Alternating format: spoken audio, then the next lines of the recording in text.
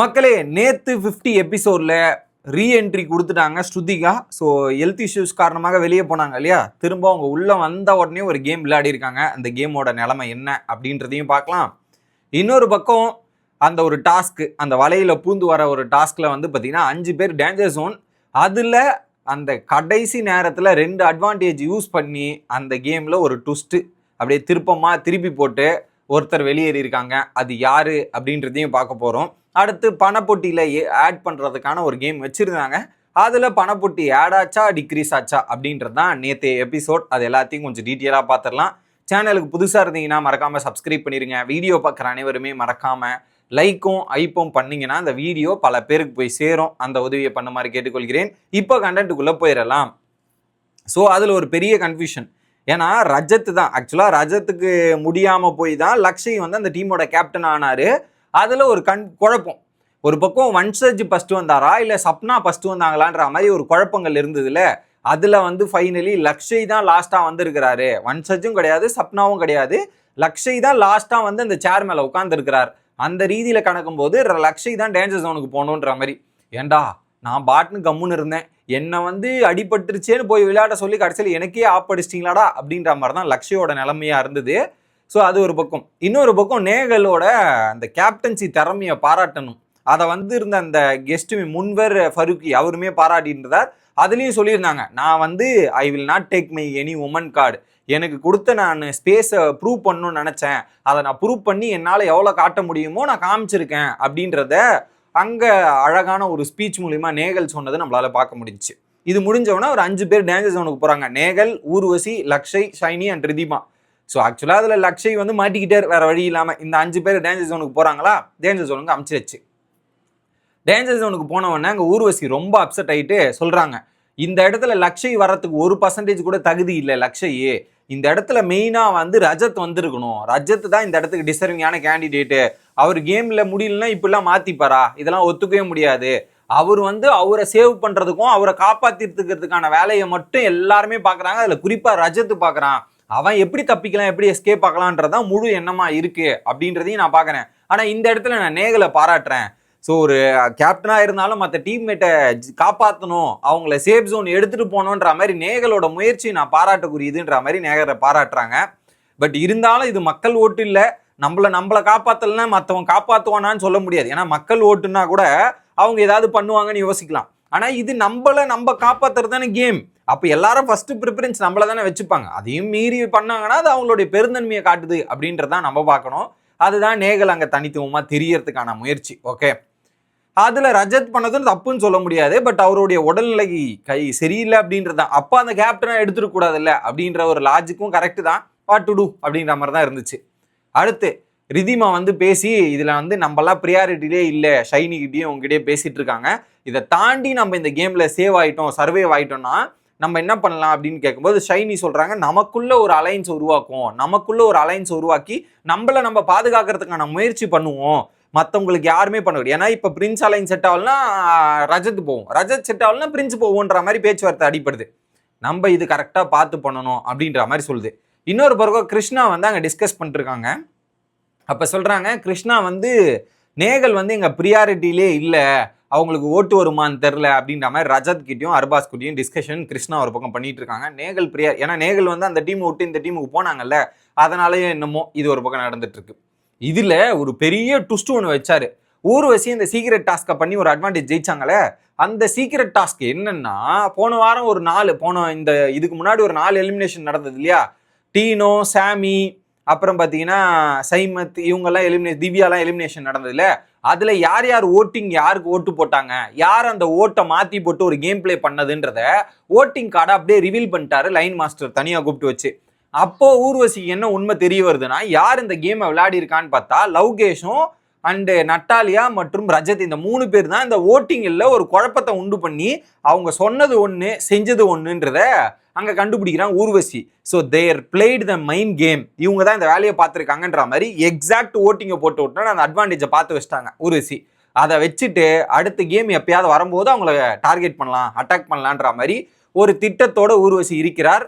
அது ஒரு பயங்கரமான, ஏன்னா எல்லா எக்ஸாக்ட் ஓட் நம்பர்ஸை கரெக்டாக போட்டு காமிச்சிட்டாங்க, யார் யாருக்கு போட்டாங்கன்றது. அதில் ஊர்வசிக்கு பல உண்மைகளும் தெரிஞ்சிச்சு. இது ஒரு பக்கம். அடுத்து இன்னும் ஓட்டிங் ஸ்டார்ட் ஆகுதா? எப்படி ஓட்டிங் ப்ராசஸ் ஸ்டார்ட் ஆகுது.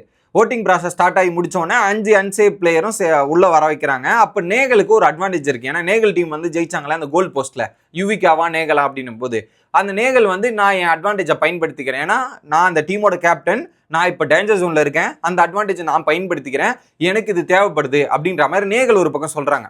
ரஜத் இல்ல நான் தான் கோல் போஸ்ட் போட்டேன், எங்களுக்கு தான் தேவைப்படுதுன்னு ரஜத் ஒரு பக்கம். ஸோ நேகலா ரஜத்தான்ற மாதிரி மாத்தி மாத்தி வாக்குவாதம் நடக்குது. அதுல டீம் யாருக்கு சப்போர்ட் பண்றாங்க அப்படின்ற மாதிரி சொல்றாங்க. அப்ப நேகல் சொல்றாங்க நான் தான் என் டீமை செலக்ட் பண்ணேன், எனக்கு தான் சப்போர்ட் பண்ணுவேன்ற மாதிரி நேகல் தரப்பு. இல்ல அப்படின்னு. ஏன்னா நேகல் செலக்ட் பண்ணது அவங்க டீம்ல, ரஜத் டீம்ல இருக்கிற மெஜாரிட்டி ஆஃப் த ஆட்கள். அப்ப என்ன பண்ணுவாங்க? ரஜத்துக்கு ஓட்டு போடுவாங்களா நேகலுக்கு ஓட்டு போடுவாங்களா? ரஜத்துக்கு தான் மெஜாரிட்டியா ஓட்டு வந்து அந்த அட்வான்டேஜ் ரஜத்துக்கு போகுது.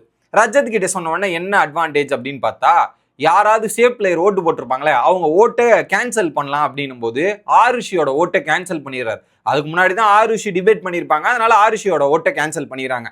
கேன்சல் பண்ணி ரிசல்ட் வருது. First Lakshay saved, second Urvashi, third Shaini, நேகலா ரிதிமாவா இவங்க 2 பேர்ல யார் எவிக்ட் ஆக போறான்ற மாதிரி ஒரு பரபரப்பு. அதுல வந்து நேகலை சேவ் பண்ணி ரிதிமா எவிக்ட் ஆயிட்டாங்க. ரிதிமா ப்ரிடிக்ட் பண்ணதான் கரெக்டா அங்க நடந்துட்டு நேகல் சேவ் ஆயிட்டாங்க கடைசி நேரத்துல. இது நடந்து முடியுது. அடுத்து யுவிகா போயிட்டு டைரக்டா பிரின்ஸ் கிட்ட சாரி கேட்கறாங்க. ஏன்னா அது சீக்ரெட் டாஸ்க்ன்றதே பிரின்ஸ் கண்டுபிடிச்சிட்டாரு ஊர்வசி பண்ணது. பட் யுவிகா அதை ஓவரா எடுத்துக்கிட்டு எமோஷனலா பிரேக் டவுன் ஆகி பாத்ரூம்ல போய் அழுது, இந்த மாதிரி பல விஷயங்கள்லாம் நடந்தது.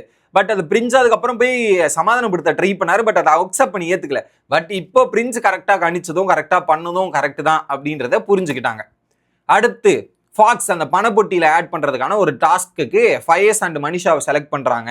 அங்க என்ன பண்றாங்கன்னா ஒயிட் பால் ரெட் பால். ஒயிட் பால் வந்து மனிஷாக்கும் ஃபயஸுக்கும், ரெட் பால் வந்து அந்த ஃபாக்ஸுக்கும்.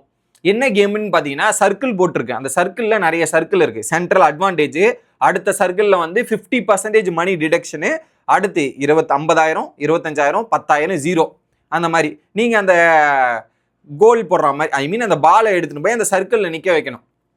அதுல நீங்க அட்வான்டேஜை வச்சீங்கன்னா அட்வான்டேஜ் கிடைக்கும். இதே அந்த ஃபார் எக்ஸாம்பிள் நான் போய் அட்வான்டேஜில் 50,000 எடுக்கிறேன்னு வச்சுங்க, திரும்ப ஃபாக்ஸ் வந்து 50,000 போயிடுச்சுன்னா 50,000 கேன்சல் ஆயிரும். ஸோ நம்ம அந்த ஃபாக்ஸ் போடாமல் நம்ம அவங்களோட அதிகமாக அமௌண்ட் போடணும். இதில் வந்து 50% மணிலேருந்து டிடக்ஷன், 25 லட்சத்துலேருந்து மணிலேருந்து டிடக்ஷனை 12 லட்சமாக மாறிடும். அதில் போட்டுருவே கூடாதுன்ற மாதிரி விளையாடினாங்க.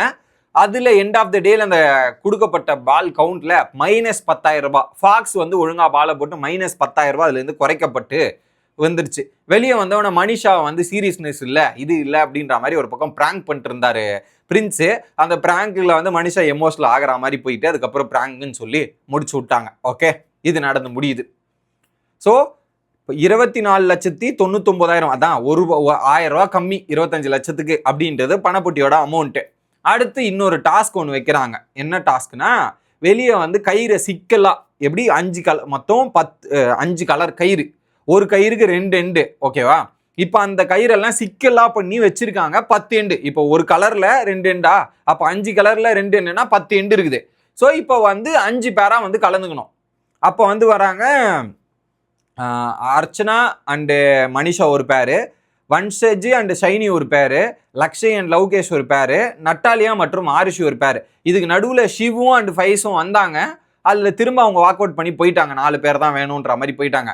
அப்பதான் சடனா 5ஆவதா ஒரு பேர் வரப்போறாங்கன்ற மாதிரி டோரை ஓபன் பண்ணா ஸ்ருதிகா மற்றும் திக்விஜயோட என்ட்ரி. 2 பேரும் உள்ள வந்தவொடனே பயங்கர சந்தோஷமா ஹாப்பி ஆயிட்டாங்க.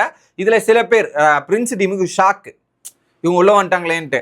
இவங்க வந்தவொடனே பயங்கர ஜாலி என்ஜாய்மெண்ட் போயிட்டு ஸ்ருதிகா அண்ட் திக்விஜய் அந்த கேம்ல பார்ட்டிசிபேட் பண்றாங்க. 15 நிமிஷம் கொடுக்குறாங்க. அந்த 15 நிமிஷத்துல அந்த கயிறுல இருக்கிற சிக்கல் எல்லாம் பிரிச்சு 5 பேரும் தனித்தனியா வரணும் அப்படின்றதான் டாஸ்க். அதுல 15 நிமிஷத்துல ஒருத்தர் கூட கரெக்டா பண்ணி முடிக்க முடியல.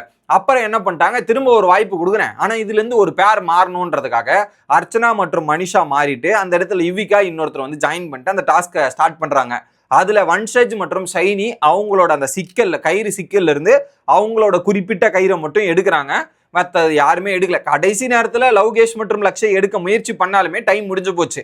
அதனால இந்த டாஸ்க்ல பணப்பொட்டியில காசு 1 பைசா கூட ஆட் பண்ண முடியல அப்படின்றதான். ஏன்னா 5 பேருமே அந்த கயிறு தனியா பிரிச்சு எடுத்துருக்கணும். அவங்களால தான் பிரிச்சு எடுக்க முடியலையே அப்படின்ற மாதிரி தான் பார்க்க முடிஞ்சுச்சு.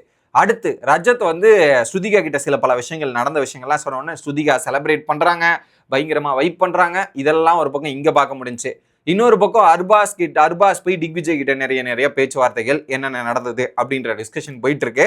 ஸோ இன்னைக்கு எபிசோட்ல இன்னும் நிறைய சம்பவங்கள் வரும்னு நினைக்கிறேன். அது எல்லாத்தையும் பார்த்துட்டு நாளை சந்திப்போம். Bye guys.